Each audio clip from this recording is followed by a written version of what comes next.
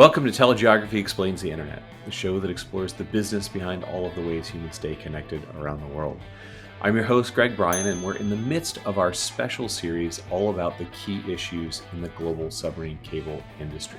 Today, our topic is submarine cable routing. For that, my guest is James Porter, who is cable route engineer at Alcatel Submarine Networks. So where exactly do operators place their submarine cables, and why does this matter? Even among those of you listening that are very familiar with the submarine cable market, many of you maybe don't think much about where exactly on the seafloor these cables are actually being laid and what goes into determining those locations. Well, my guest James spends his days looking at maps to properly route submarine cables and ensure ease of maintenance and compliance with guidelines, among other key factors. You're going to hear us discuss the challenges of seabed congestion, particularly in deep water areas where new cables have to be laid at a safe distance from existing ones. James is going to highlight the role of the International Cable Protection Committee, the ICPC, and its recommendations for planning new cables to avoid impacting existing systems. We're going to touch on the complexities of geopolitics and physical geography, which often restrict cable routes and force them into congested choke points. Finally, James emphasizes the critical need for better communication and data sharing among industry players to make sure that we can efficiently and safely manage the crowded seabed. So, please, before you get into the interview, remember to subscribe, like the show, rate it, tell a friend to listen. And of course, feel free to find me and my guests on LinkedIn with suggestions and feedback. Okay, on to the interview. Welcome to the podcast, James. Thanks. Hi, Greg. Yeah, thanks for having me. Yeah, I'm really excited to learn all about this topic. So before we jump in, though, I always ask my guests to give just a brief background on your whole career, and then, of course, especially what you're doing as a route engineer at ASN. Yeah, okay. So currently I work at Alcatel Submarine Networks, one of the big turnkey submarine cable suppliers. And before Alcatel, I worked as a surveyor, so I was working offshore. I graduated from Plymouth University with a degree in ocean exploration, which is essentially hydrographic surveying. And then I went on to work for one of the big UK-based offshore survey companies. So we'd go and survey wind farms, pre and post surveys for wind farms, and we'd update nautical charts for the UK Hydrographic Office, things like that. But then I sort of got a little bit tired of the long offshore rotations and was looking for something office-based. So I did a little bit of project management at my previous company. And it was actually during one of those projects that I worked on a submarine cable route survey. And that was my first introduction into submarine cables, which is actually amazing because I'd done many years offshore surveying the seabed, but I had Yeah, you think you would have run into them at some point, right? yeah, really naive level exposure to them. That's true for everybody that gets their way into telecom, right? So it's just something that you really only know about if you're in the industry to some extent, and of course that's what we're trying to help with here. So. Yeah, exactly. I mean, the cable route engineer, my role as well is nobody sort of graduates from university with a degree in cable route engineering. Right. All of my colleagues, we've all got such a real eclectic mix of backgrounds. But the survey background, I think, is one of the more appropriate ones because at least you have a familiarity with the seabed and things nautical. So I came on shore, did a bit of project management, and then had the opportunity to join Alcatel, which I took and have been here for 4 years now as a cable route engineer. Yeah, well, in this way, in the evenings, you could go out to the pub or go for a bike ride, or absolutely very different than maritime life, right? So yeah, excellent. I mean, all right, excellent experience offshore. Loved it, but yeah, absolutely, nice to be on. Yeah. Well, and I love having those backgrounds in the actual sort of geography. I have geography background. I did a little bit of survey work myself, actually, for an archaeological kind of company. So I love that. Map making is exactly what is near and dear to our heart, right? So yeah, and that's very much what we're talking about today. You presented a paper at SubOptic all about submarine cable routing, and obviously lots of mapping there, and so it's a great way to start thinking about that. Could you just tell us briefly about what the paper was about, and especially why you think this paper was necessary to present at this major conference this year? Yeah, so my role as a route engineer, I spend a lot of time sitting in front of the computer designing new routes for submarine internet cables.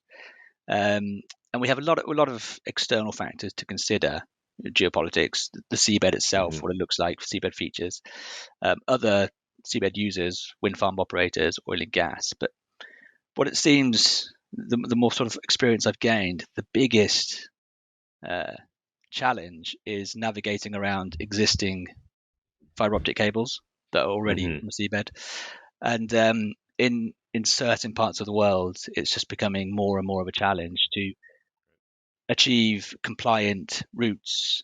We have certain industry standards that we trying to stick to, and it's just becoming a real challenge to design routing that's as straight and as direct as the customer would like, but also Right. complies with industry standards.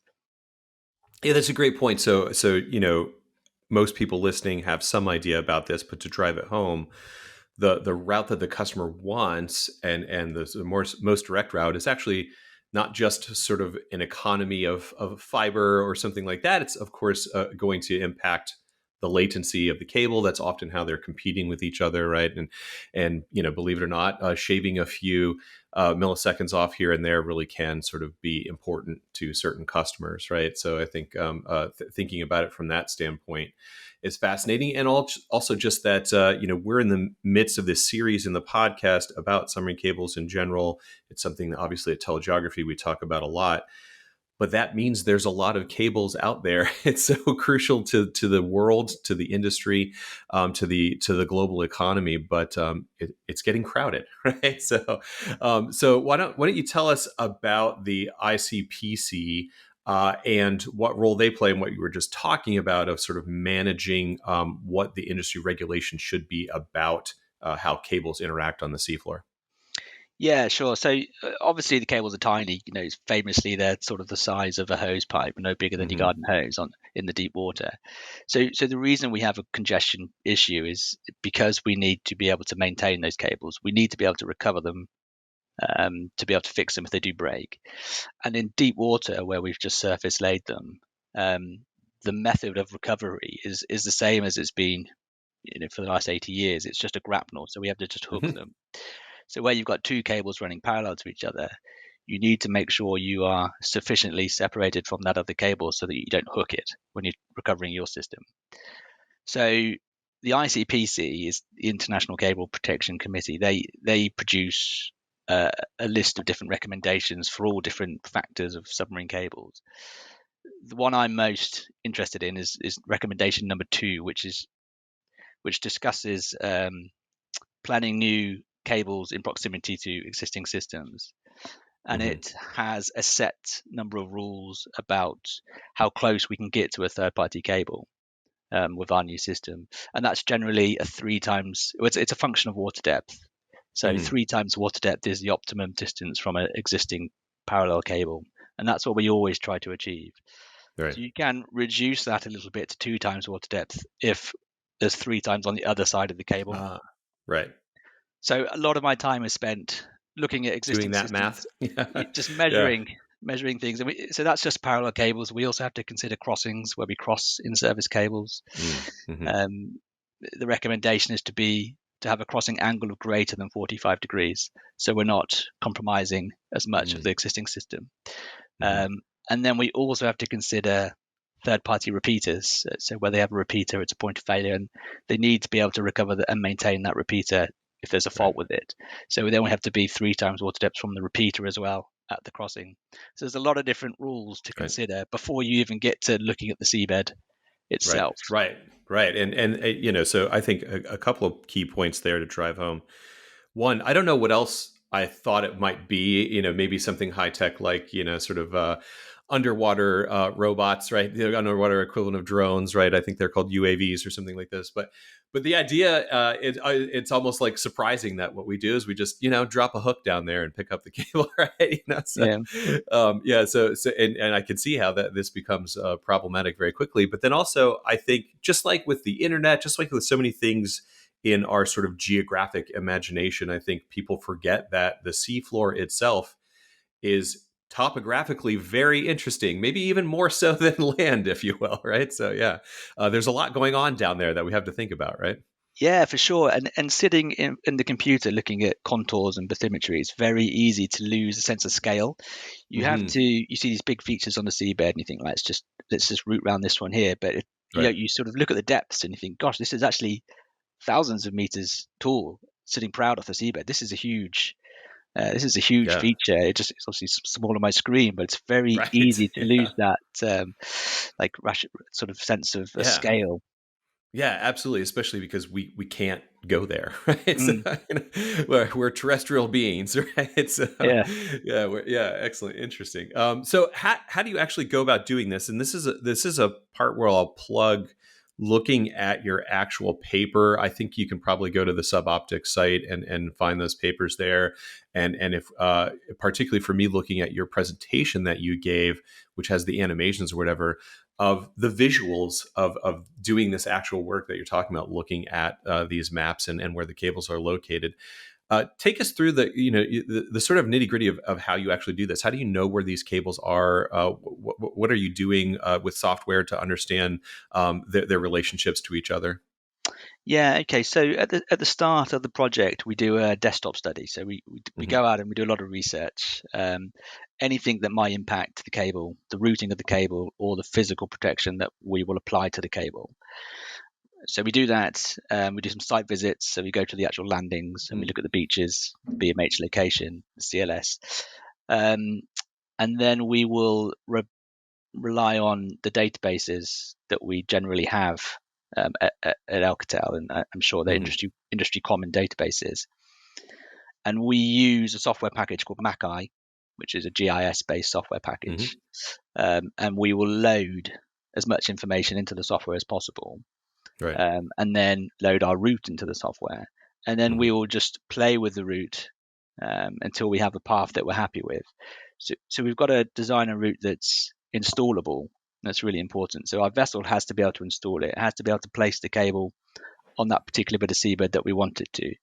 So Right. Which isn't as easy as it might sound, right? So.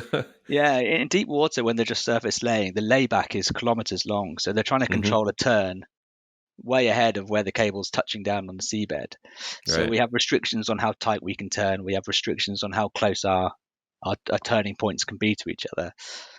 And then in the shallow water, when we're ploughing the cable, there's even tighter restrictions there Hmm. because they've got to be able to pull and steer the plough on the seabed. Hmm. So yeah, there's all this information we feed into our software, and one of the most important is the cable database. So Ocean IQ produce a cable database called the Global Marine Cable Database, and it's got Hmm. all known Hmm. existing systems in it. It's got all known old out of service cables, telegraph cables, coaxial Right. cables, out of service fiber optic cables, and also some repeaters. Hmm. And that's what we use quite a lot. So we use that to um, route around existing cables. And we also have our own sort of in-house database from our own experience installing these cables. That is really interesting. So I'll tell a little story here. When I was in graduate school, I worked with this professor who was doing remote sensing of tree cover, and we had to go do like little, sort of field camp where we did ground truthing, and you would compare the imagery from the satellite to, 10 square meter kind of survey of what trees were actually there or whatever. I assume you do something like that, like ground truthing, if you will, of comparing this submarine cable database to what you guys actually find. Yeah, so we get to a position where we're quite confident with the routes we've got, and then we'll actually ask a survey subcontractor to Hmm. go and survey the route. So they'll go out and they'll collect some bathymetry data, but they'll also collect some geophysical survey data. Hmm. So they'll use things like side scan sonars, sub-bottom profilers, to survey the seabed to tell us what the depths are, first of all, so we know Right. water depths. They'll tell us the seabed classification, so they'll tell us whether it's rock or sand or just hard ground. And what they'll also do is tell us depth of cover. So they'll tell us how much sand there is above rock. So if we're burying the cable, we'll get an idea of how deep we're able to bury it.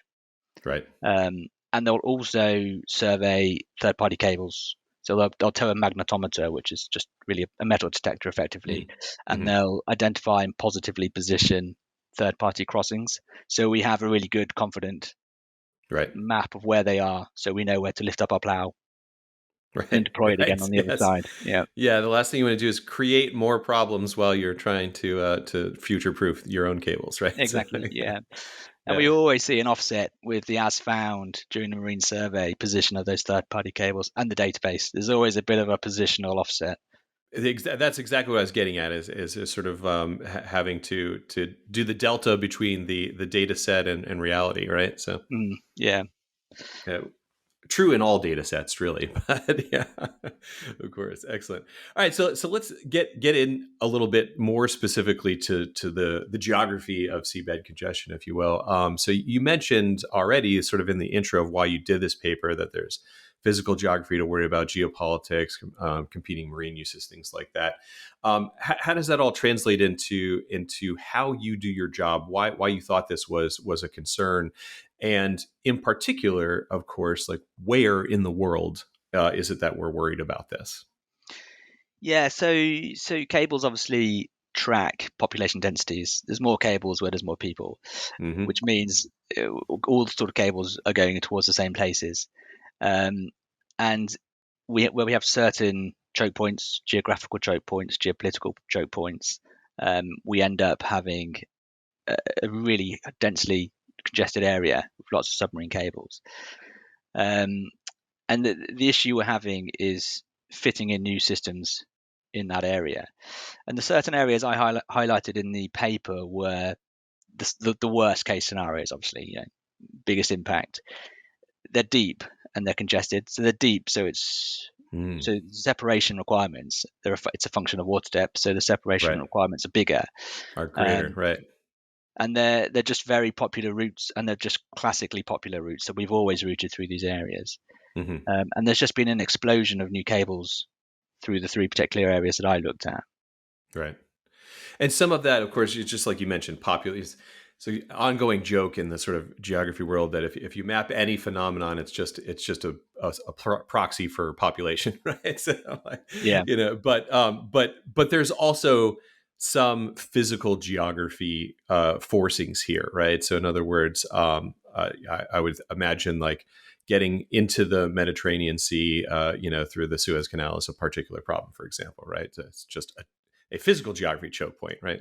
Yeah, absolutely. The Straits of Gibraltar, that entrance to the Med is tiny and congested.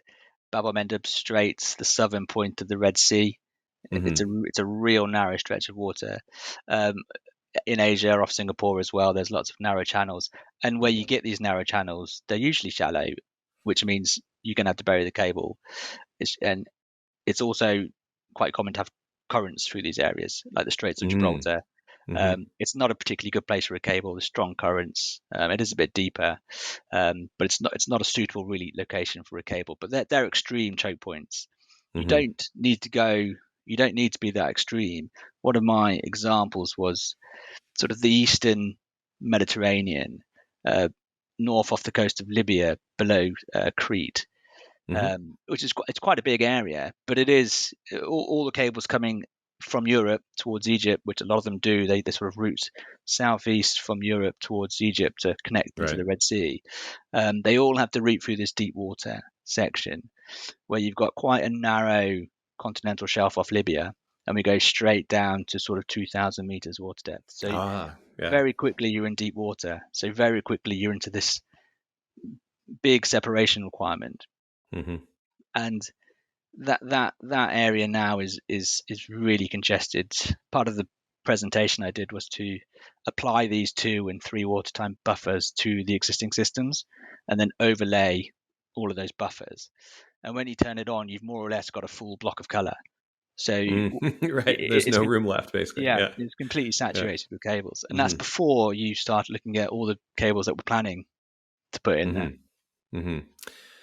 That is really interesting, and again, I think to drive this point home that you know, so much of the geographic information is an abstraction until you really look at it, right?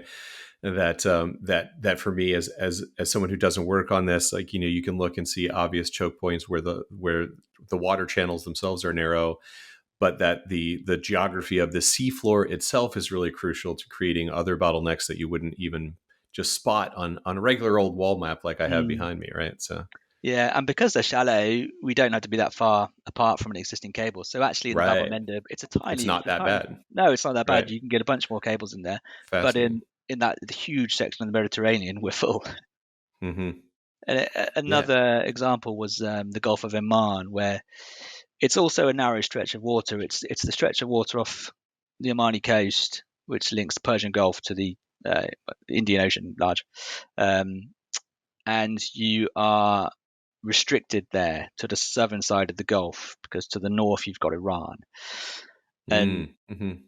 getting a license or a permit to operate inside Iranian waters is very difficult. So all the cables are obliged to route through Omani waters, which Hmm. effectively halves the available space. And that's another example where I put in these buffers over all the existing systems, and it's completely full. Right. It's just you can't route another cable through that area, hundreds of kilometers without um, you can't do it and comply to ICPC recommendations. It's just Right. impossible, which means you're going to compromise either your ability to recover your cable and maintain it, or you're going to compromise somebody else's ability to recover their cable. Hmm. Hmm. Yeah. Well, when we were talking about this before, it made me realize that are probably got to be cases out there where someone's going to repair a cable, they drop down the grapnel and pull up the wrong cable. Mm. Right? But I'm not even sure how they would know that. I don't think the cable names are printed on the side, are they? No, no, and we do find we do hook things we're not expecting to hook before an installation, before a burial installation. We'll do a route clearance operation Hmm. or a pre leg grapnel run. So we'll run a grapnel along the seabed, and we do hook up old telegraph cables, Hmm. ancient telegraph cables, things Those are that we're not probably pretty expecting. obvious in terms of the different, housing technology and whatnot, right? So, yeah. Yeah, and you can make a sort of judgment on the amount of marine growth on these things. Right, Um, right. Yeah, absolutely. Yeah, so you mentioned the geopolitical forces, and you were sort of just talking about that. So often, when we're talking about submarine cables, of course, what gets submarine cables into the news, into the mainstream media news, right? So when my some of my colleagues get to be on CNN or what have you, is when there's some big outage that causes a problem, but particularly when that outage could be tied to some geopolitical issue, Houthi rebels or pipelines in the North Atlantic that Russian ships were going by or something like this, right? mhm. That I assume is a very small part of what you're talking about if when you say geopolitical, but really what you were talking about, the sort of more mundane of like which countries do I need to get a license from? Every country has their own regulator for telecoms, all these sorts of things. Is that the right balance? That the vast majority of what you're talking about there is really the sort of mundane licensing kind of issue, not thinking about where there's global conflict necessarily. Yeah, yeah, absolutely. I mean, there's not much we can really do to protect the cable from deliberate external Right. aggression. That's Right. really hard. We can bury it, but it's really difficult for us to actually protect it from that deliberate act. What if there's concerns about the vessels operating in a certain region, Hmm. then that will impact the routing that we might take. But that sort of decision making is taken before it sort of gets to my desk. Um, Right. there's new routes being developed, um, avoiding the Middle East, Hmm. avoiding the Red Sea completely, which just eliminates that whole, well, the threat from that area at least.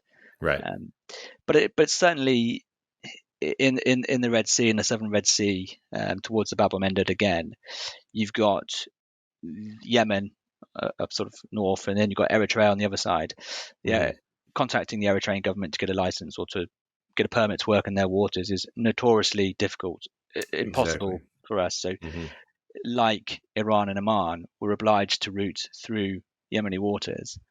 And Hmm. what that is doing now in more recent sort of times is pushing us towards the Yemeni coastline and pushing us towards the Houthi rebel-controlled Hmm. Hodeida area. So, and all the cables in the Red Sea historically have been surface laid because there's not much of a threat there from fishing, which was Right. the main historical threat.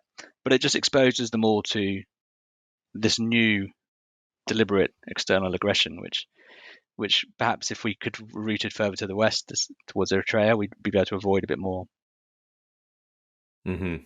But it's the friction of business, right? What's the cheapest, easiest thing to do in the near term? Especially given the unknown of the likelihood of that possibility. Exactly. So Yeah, exactly. And a straighter route. We still right.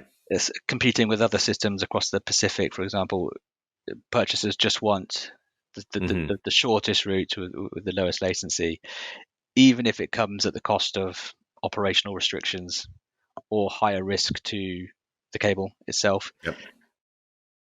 Yeah, that lower latency is worth it, Mm. and really just more so now because AI, for example, which is like a buzzword now, but it's not a meaningless buzzword. It's actually a very, very important, meaningful buzzword. There are a lot of cases, particularly the inference kind of stage, where latency really matters to the function, right? And so Mm. I think years ago the buzz in the not just submarine cable, but the telecom infrastructure industry in general is high frequency trading, these sorts of things, people doing arbitrage and low latency was really crucial. It's such a small market though that I think it got a little bit overhyped. Whereas I think with AI, there is really going to be an ongoing need to cut latencies down for a lot of the promise of these technologies to work well. That latency has to be top of mind for everyone, terrestrial and submarine cable. That's laying down infrastructure. Yeah, yeah, for sure. It's such an important point for the customers. I know a system we're working on at the moment that they constantly asking, what's the delta between our planned system and this existing system? It's Hmm. always a question that comes up. Well, it keeps you busy, so that's good. Yeah, Right? So, yeah, yeah, it's a challenge. yeah, yeah. Excellent. So you've mentioned a few of the key choke points. Were there others in the paper worth bringing up here? Yeah, the third Geographically, I one, mean, yeah. yeah, was off the coast of Japan, which has Mm-hmm. always been a busy area. Mm-hmm. It's deep, it's very busy with cables, and it's active tectonically. So there's a lot Right. of seabed activity. There's a lot of faults. Right. Um, Triple threat there, kind of. Yeah, your yeah, earthquakes and I think I told you this, but we had on Mike Clare and Izzy Yo, who are in the UK based, doing studies of the seafloor themselves. They're geologists, and they mentioned a lot of things that again we hadn't really thought about, but that it's not just the obvious things like, there's this volcanic flow coming off an island or an earthquake or whatever, but there's all kinds of seafloor movements that happen, particularly when you have a lot of undersea topography, any kind of geologic activity that cause mudslides and all sorts of things that we are often thinking about up here on the land, but not under the sea. So you have to think about all of those, I assume, as well, right? So. yeah, yeah, and the speed of flow on these things is incredible. Mm. Off the east coast of Japan, there's a deep trench. It gets towards 9,000 meters down there. If actually in Wow. excess of 9,000 meters. Yeah, it's Wow, that is incredible. That the scale of that is yeah, just mind blowing. Yeah. yeah, and a lot of cables route across it. But what you do see in the database that we use, it's all red lines, but you can see where a cable's faulted. They've had to recover it and Hmm. repair it, and when they do that, they have to deploy what we call a final splice, which is a bite. So you see a little Mm. kink in the cable, Hmm. and usually when I'm looking at the screen, I start seeing these kinks. I think, okay, there's faults in this area. Right. People have had to come here and repair. And just off the other side of this deep water trench, there's a lot of these little bites in the Hmm. cables. So it's a high risk, high fault area. Right. Right. Yeah, and again, to your earlier point, population maps, right? Not only is Japan very populous, but also economically super important still. Data centers, like Tokyo is a very key data center location, even among the sort of greater populations of China, for obvious reasons, geopolitical reasons, right? There's a lot of data that's stored and accessed from Japan. So I think all of this kind of works together to make your life hard, right? So, Yeah, absolutely. And, yeah. and interestingly, off Japan, they've got they use cables for seismic detection, early warning systems, Mm-hmm. and a lot of fiber optic cables, internet cables, they're all generally routing in the same direction, so they're all nice linear routes running alongside each other, parallel. But these seismic systems don't care about that. They just want to have Mm-hmm. lots of cable on the seabed. So they're doing these big turns on the seabed, which Right. makes it very hard for us to navigate through and sort of apply our rules to Gotcha. these. Very interesting. So these cables that you're talking about, this is something honestly new to me, are not employed for other purposes like telecoms at all. They're really just employed by Japanese sort of geomorphologists or whatever, right? Yeah, I can't. I'm not an expert on it. Uh huh. All I That's know is fine. that I the mean, science. I didn't know that. Yeah, that's No, cool. yeah, the scientific. So Yeah. whether they, I don't. I mean, they're sort of point to point in Hmm. Japan, domestic cables. So they're not like Right. Japanese festoon systems for the internet. Right. I think they are just purely scientific cables. That is really cool. Um, Yeah. yeah, But again, making your life harder, right? So yeah, a lot harder. Yeah, yeah, yeah. yeah. Excellent. All right, so you've given us some good geographic examples why they happen, the different reasons, which I think, like I said, is particularly illuminating. No pun intended for our fiber optics here. But when you get to a place in the world and you see, like you said, kind of like just a big block of red of overlap, what do you do? What are your mitigation strategies? How do we solve this problem? Well, yeah. So from a routing point of view, we just look for the least worst route. One Mm-hmm. thing to do is identify some of the older systems that are potentially going out of service soon. That's always an option, but they are still in service, so you do need to respect them. Really, they are operational. But some of them in Japan again go well beyond their 25-year um, lifespan, so Mm-hmm. you expect Mm-hmm. them to be out of service relatively soon. So one thing you can sort of target those systems and try and sort of route away from the newer systems that are going to be in service for a longer period of time.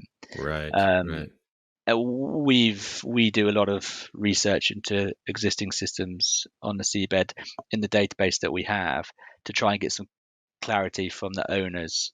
Are they still in service? And if Right. they are, when are they going to go out of service? So that's an option, but it doesn't solve the problem. Hmm.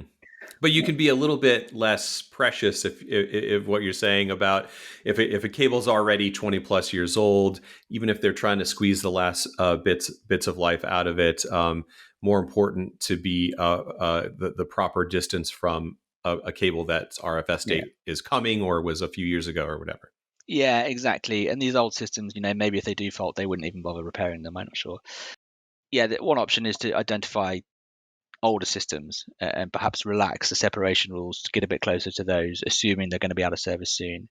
Hmm. Um, Another possible option is to identify areas where we are confident there's low risk to a cable.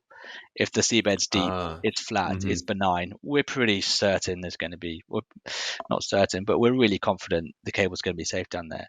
In those Hmm. situations, we can probably also relax those recommendations that ICPC Right. have developed because there's confidence that there's going to be no fault. So that's another sort of solution.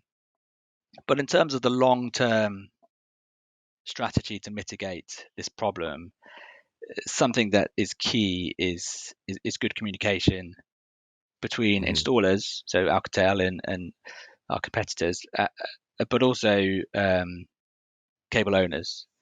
So there Hmm. needs to be good, efficient, and encouraged communication between installers. And I say encourage because installers need to be encouraged by the cable owners to communicate with other installers and share information. So it's really hard to develop a new route when we don't have the full view of what's already on the seabed or what is already in Mm-hmm. development. So many It's a cables are data being problem, developed. just like everything else in the world, right? So, Yeah, yeah, yeah, and yeah, it's a willingness to share information problem. right, right. I appreciate there's concerns about security and people don't want to share routes for new systems, but it's Mm-hmm. it's it's very tricky to route a new system when you don't know who else is operating a new system in that area. Where it's Absolutely. congested, we're all targeting the same bit of good seabed, so naturally we're going to aim for the Mm-hmm. same areas. That is really interesting because in my world, more of like sort of enterprise networks and things, this is a big problem as well, where a lot of carriers have obvious self-interest in not just sharing their sort of KML files or where exactly all of their last mile fiber is routed, but it's really important for both other carriers. If I want to be the diverse provider, I have to know where your cable is, so that where your fiber is, so that I don't overlap you.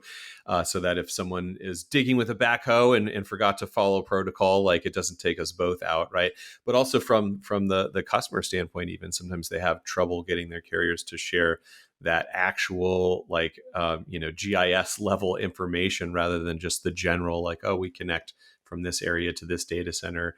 But knowing exactly where it is a big communication challenge across the industry. And certainly one can imagine a world where that information is protected duly, is on a need to know basis, is covered by all the airtight NDAs or Mm. whatever, but is useful for the whole industry to know where all of this infrastructure is, so that we can better build and plan and that sort of thing, right? So.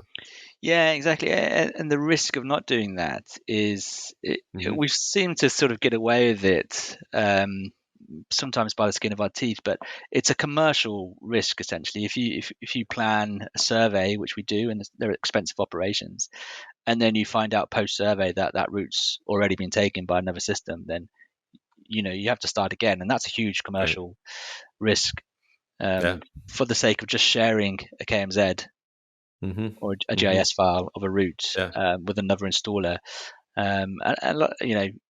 There are ways of developing and signing up to NDAs between installers so that we don't share this information. Right. But it's Right. certainly a big challenge.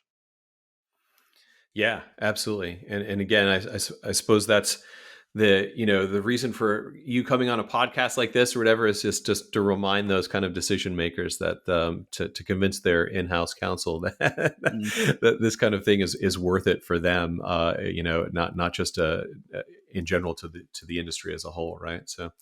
What about from the regulators themselves? We're going through some new submarine cable regulations in the U.S. right now through the FCC. Again, that's one of the challenges of all this kind of infrastructure, is dealing with a fractured political environment where all of these cables have to land. Do you think regulators should play a bigger role in sort of facilitating this kind of problem? I mean, certainly their input's critical and it's really important, but what regulators like to do or like to propose is cable corridors. That's something we Mm. see developed in Southeast Asia. Hmm. And while that seems to be a really obvious and neat and tidy solution to congestion and seabed cables, it obviously creates a single point of failure. And you're right, Right. that you're putting all your cables in one place and they're all running parallel to each other. So if you have one anchor dragged across quite a small stretch of seabed, you're going to Hmm. end up with faulting a bunch of cables. So that's a concern. But I, I'm not sure what else. This is something I'm not particularly familiar with, so it's Yeah, hard to yeah, hard to no comment worries. on. Yeah, yeah. And this may be too. So by all means, we don't have to cover this, but I'm just curious. I touched on it before. If that what we're using is this, like you said, I think like you know maybe almost century-year old sort of technology of dealing with this, of dropping a grapnel and kind of dragging it until you find the cable. Are there potentially new technologies that would make your job easier, like autonomous vehicles underwater or something like this? Yeah, so we do in shallow water. We do have ROVs, and we do use Hmm. ROVs. So they will go down, and we'll pinpoint the fault. We'll find the cable, and the ROV will go down and clamp it, and we'll Hmm. recover it with the ROV. So in those situations, there's no need to run the grapnel. Right. But that generally, I think down towards 900 meters is generally the max water Right. depth for that kind of ROV operation.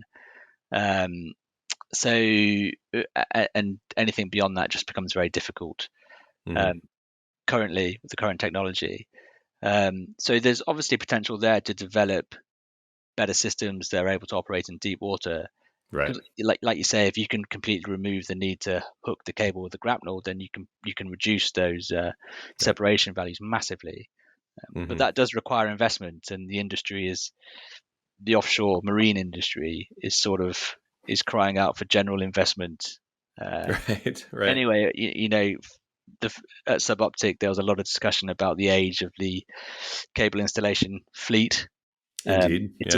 It's all aging, so it requires quite heavy investment to bring it up to sort of modern standards. So it's another investment avenue that people need to consider. Yeah. Well, in that case, hopefully there are some other, maybe slightly more lucrative use cases that the money can follow in terms of creating that technology, right? So, like cable repair ships are a very sort of industry specific thing that they require things that aren't obviously useful in other industries. But I wonder if maybe creating underwater drones might have a lot of applications that make it worth chasing that, perhaps. So, yeah, Mm.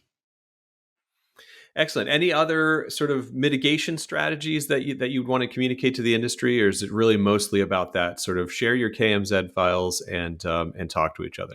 Yeah, communicate. Yeah, I think that is in terms of mitigating. We're not going to solve the problems. The cables are there, but Right. communication is so important. And you know, that's communication between installers, but purchasers and cable owners, I think, should have Hmm. more of an obligation to communicate about the their systems being retired. I think that's an important one. Right. Right. A lot of old systems appear on the database.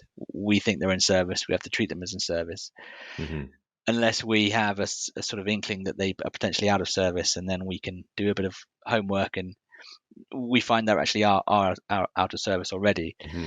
So I think cable owners having a sort of obligation to notify the industry through the ICPC when a cable's retired would be a really Right. positive step.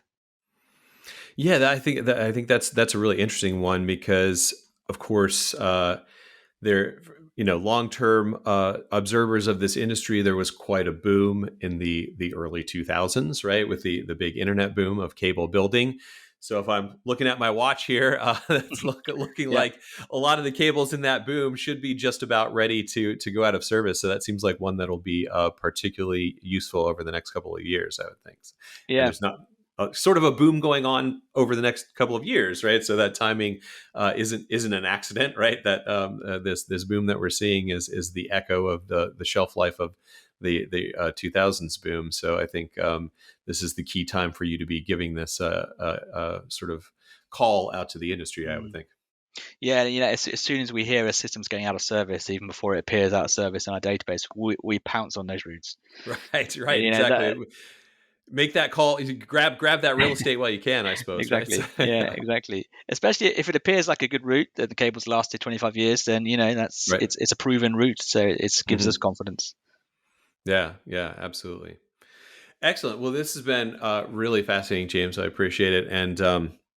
And you didn't know this, but you tied it in so well with the other sort of episodes I'm doing in the submarine cable series, which is great. So just give us your brief review, kind of how you see this developing in the next few years. Like what you would like to see as you continue with your work over this next few years of, like I said, kind of a little potential submarine cable build boom. Yeah, so I've really labored this point towards the end here, but communication, Yeah. working groups, at ASN, we sort of try and champion this point quite a bit with other installers, getting together, communicating, having working groups with those engineers frequently, I think is a really obvious and potentially beneficial uh, way to reduce the risk, get a better understanding of who's operating where, what's being planned, and how we can collectively reduce the risk and also improve the efficiency of the space that's left. Choosing routes that aren't, you might have to sacrifice some optimization of length. Latency or just to tuck yourself next to an existing system to allow a bit more space for a new system in the future. I think having that foresight is probably quite good as well, taking that approach when you're designing new systems. I wonder if there isn't room here, James, for you and some of your colleagues across the industry to start a new working group or something like that under the auspices of one of these groups, whether it's Suboptic and a Suboptic only every few years, or an ITW group or a PTC group. Something I'm sure you'd like to take this up in Honolulu next January. Right? Absolutely. Sounds good. Yeah. On that note, if anybody listening, wants to reach out about this topic, how can they find you? How can they maybe find the paper? What's the best way to find you and connect? Yeah, so the paper's on the Suboptic website. I think you mentioned at the beginning, you may have to sign up to be a member to actually access it, but it's there. I'm available. I'm at Alcatel in Greenwich in London, but you can also find me on LinkedIn if you want to reach out personally. It's a topic I am quite passionate about it. My day to day is heavily influenced by this issue that we have. So I do enjoy discussing it and working on a solution. Yeah, absolutely. And like you said, that's all about reaching out. So it's interesting. I ask all my guests, of course, like, what's the best way to reach you? And it's very, very, very rarely someone's still, saying something like Twitter, X, whatever, but LinkedIn really seems to be the place where everybody does all of their business social media now. So I think that it has won that game. It's for sure. I created a Blue Sky account for like about 10 minutes and then it's back to LinkedIn, I guess. It is what it is. Right? So excellent. Well, this has been really sort of fascinating for me. And like I said, tied into the rest of this series, I think a really important point that, as I mentioned, gets really overlooked by even people within not just the telecom industry, but the submarine cable business, right? So I thank you for bringing your expertise to us. Yeah, you're welcome. Thank you very much. Right. Cheers.